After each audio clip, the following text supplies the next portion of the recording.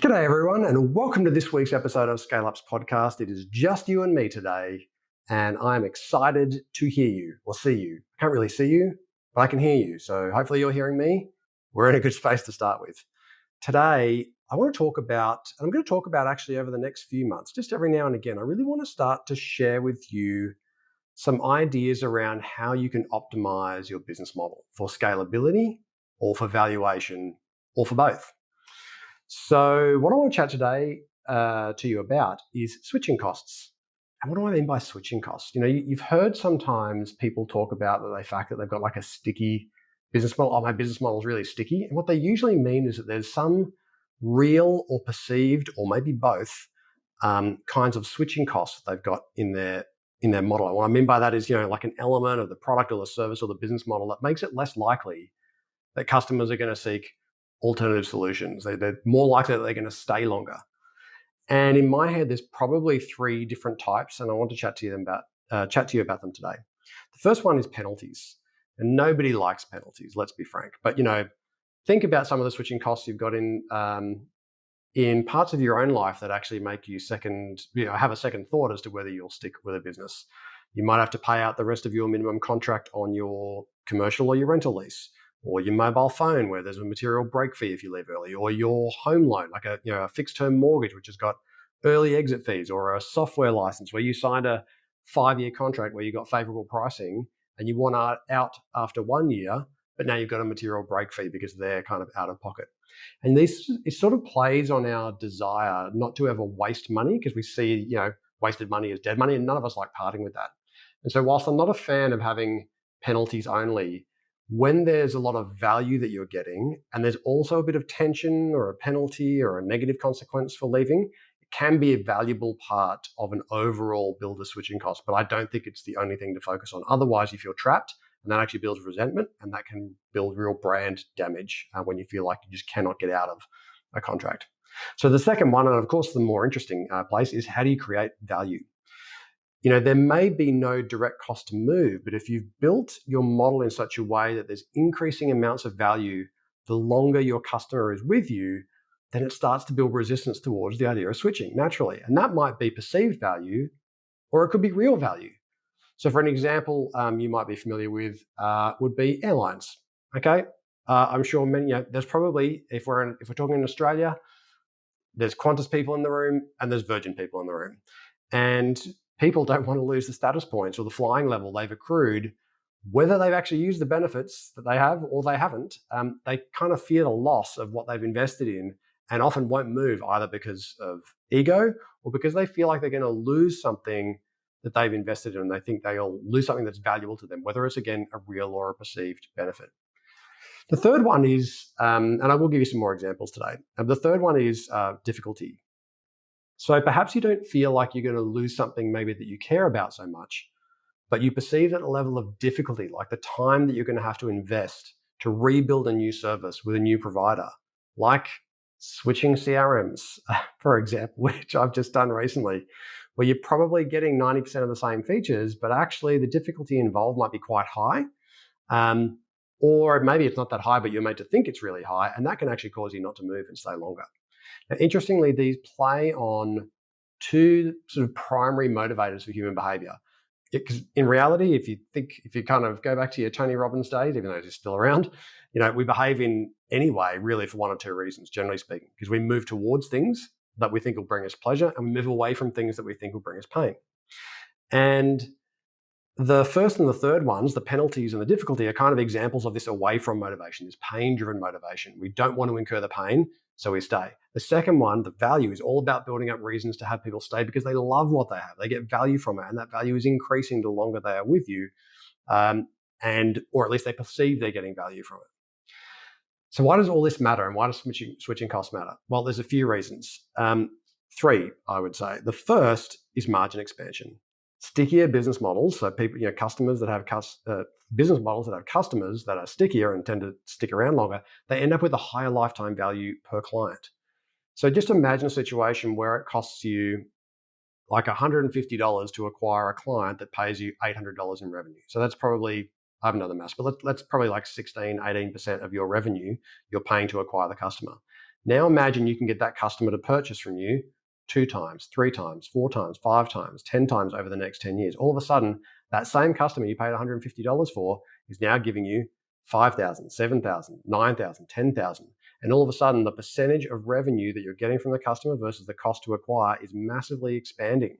And so in that situation, your margins are usually increasing because your cost of acquisition is coming down as an overall percentage of your revenue. So fundamentally, how much you're spending to get customers as a percentage of how much money you make is coming down over time. So your margins are going up if all other things are equal.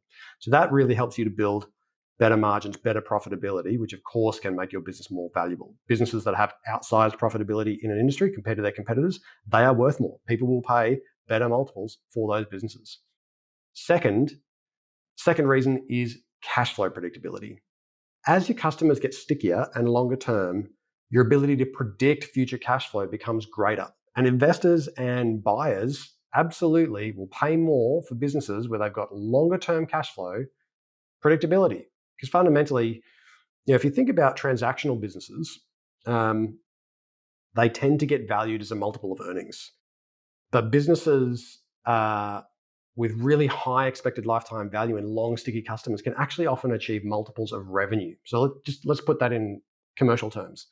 Imagine you've got a business doing $10 million in revenue and $2 million in EBITDA, or sort of profit before depreciation and earnings before interest and tax and depreciation and amortization.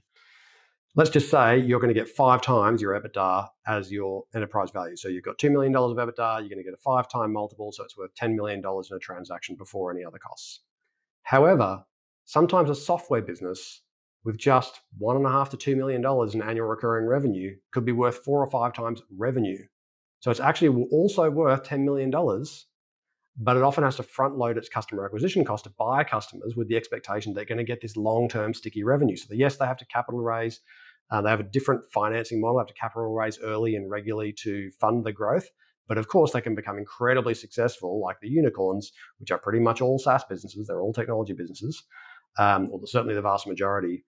It's just a different way of generating a higher multiple. So regardless, if you're a services business, if you've got longer contracts and customers that stay longer and who spend more with you, where you don't have to keep acquiring every new customer every year and replacing that revenue every year, you're going to get higher multiples than business that are having to replace all their customers with a new set of customers year in and year out, because they are going to have higher marketing costs and lower profitability than those businesses with the really long-term revenue.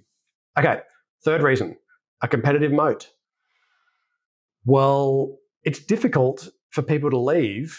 If it's difficult, I should say, for people to leave, and they don't want to leave either because the value you've built up or how hard it is to get out of your ecosystem or a combination of the two, it becomes harder for your competitors to compete. Because once you've got a customer, they know it's hard for them to woo them away. So the pool that gets gobbled up of customers by the number one and number two in the market leaves less for those people who aren't in the game to compete on. So if they've got sticky business models, it becomes a real disincentive for new players in the market to try to get them away from you. And investors love that. So it increases, again, the value and the sellability of your business. So now I'm going to give you an example just to prompt your thinking. I have a wonderful client called The Backroom. They supply accountants and bookkeepers in the Philippines and other developing countries, and they supply them to mid-tier accounting firms in the UK, Australia, New Zealand, and the US. So simply, they charge a fee per month per head, so essentially per person.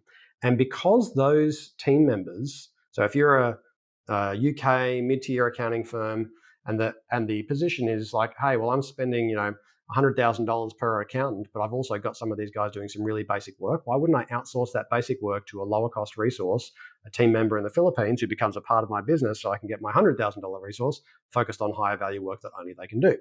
Right. So they charge a fee per month per head. And because they're part of the client's firm, they're not like an Upworker or Fiverr that'll come and go. They're really sticky.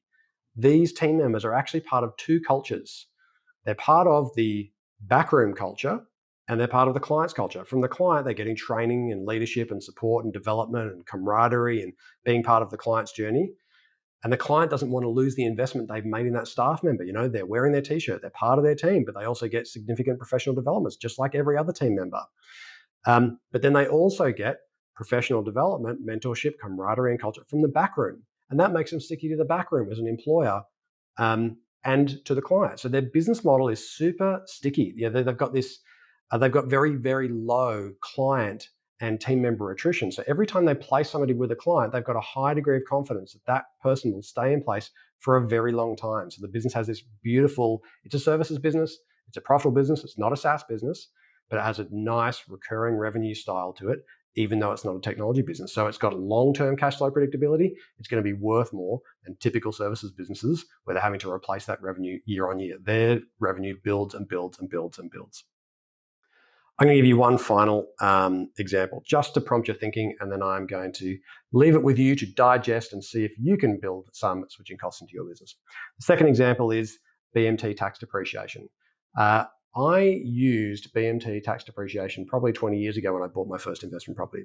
They do tax depreciation schedules for investment properties. It costs you about $700, and that's for an investor to get essentially a service like somebody assesses the property, figures out all the fixtures and fittings and the building cost and all the rest, figures out what can be depreciated, which becomes an expense. That expense offsets your tax and essentially lowers your tax bill, which essentially is money back in your pocket, which helps you become more, faster towards cash flow positive if your rents are going up for each property. Anyway, the problem with that business model is investors don't buy properties every year. So in 2 years, you buy a property, you go to BMT, you get your tax depreciation schedule done. Great. You could have used anyone. You don't know who these guys are. It's a $700 cost. It's just a cost of doing business. It's a bit annoying, but it makes you some money back, so you're happy to do it. But in 2 years or 3 years or 5 years or 7 years, when you buy your next one, how did they make sure that you come back to them? So what they did was they built this sort of no cost to the customer software platform called MyBMT, that when you do your first one, it logs your property in there. And from then on, forever, it sends you email notifications every time there's a development approval lodged in a nearby property. So you get a heads up anytime there's something about to happen that's going to encroach on your property's view or your position, or something that's going to make it harder to tenant your property, to rent it out, or for the property value to increase because now maybe all of a sudden you've got a gigantic apartment building and everybody's staring into your bedroom window and so there's no privacy anymore, things like that. Now, if you don't know about those things, and if you're an investor and you're probably maybe in a different state or a different country, you're not going to know about it. So therefore you can't vote on it, you can't do anything about it, you can't get other people involved. And so every now and again, you're getting these emails from BMT, hey, there's a new development approval, you should go and have a look at it. And because you're getting these every now and again, and it's really valuable to you as an investor, but it's not costing you anything. In 3 years' time, when you need to come back and buy the next property, who are you going to go to for your tax depreciation schedule? Absolute no-brainer, you're going to be going to BMT. So, and if you're building a portfolio, all your properties go into that portal. And again, they will prompt you if there's industry or regulatory changes that will affect your depreciation schedules. So they're adding all this value through unique advice, which you would otherwise miss and which otherwise cost you money. These guys over 25 years have been able to build up 180 team members, and they have about 50% of the market. I'll say that again, they have 50% of the market. How many businesses do you know that have 50% of any market? It is absolutely massive for that industry. I did an interview with Brad Beer, the managing director. I cannot for the life of me remember what episode number that is. I think somewhere in the early 30s. I think 34 at a sort of rough guess in my head. But if you go back and you look for Brad Beer on the Scale Ups podcast, either on YouTube or Apple or Spotify, or wherever you get your stuff from, Google Podcast, yada, yada, you will find the Brad story and you'll hear more about the BMT story. Okay, so that is a few different ways to stimulate your thinking on how you can build real or perceived switching costs into your business. So the question I would leave you with today is how can you shift your model, particularly if you've got a transactional one? How do you start to shift it from transactional to relational in some way where you're making, you're creating some kind of an offer that makes it, more likely that people are going to stay with you for longer and possibly gets harder and harder to leave because the value is increasing, but also you're getting deeper and with further tentacles into their life or into their business. And as a result, it becomes harder and less desirable to leave you. Not so they resent you. You never want to be in that space, but so you are just become a bit of a partner for life. You're very easy to deal with and they get lots of continued value and that just becomes bigger and bigger over time. How can you do that? That is the question I want to leave with you today. Before I go, if you enjoy thinking about how to optimize your business model, you should be joining us at the next Scale Ups Roadmap program. The doors to the Scale Up's Roadmap program, the next one, are going to be opening in May. If you would like to know more about what's in the Scale Up's Roadmap program, which is basically a course where we are going to step-by-step take you through the development of an awesome, kick-ass, compelling growth strategy for your business. In that process, we're actually going to go through 12 different ways to optimize your scalability and your valuation. In the third module, it's one of the core focuses. Everybody loves that segment. Everybody loves working on their business model, making it better and stronger. That's one of the most exciting things to do. If you'd like to know more about it, just go to scaleupsroadmap.com.au, join the waitlist there, and you'll find everything you need to know about the course. Have a great day. Have an awesome week. I will speak to you next week. See you later.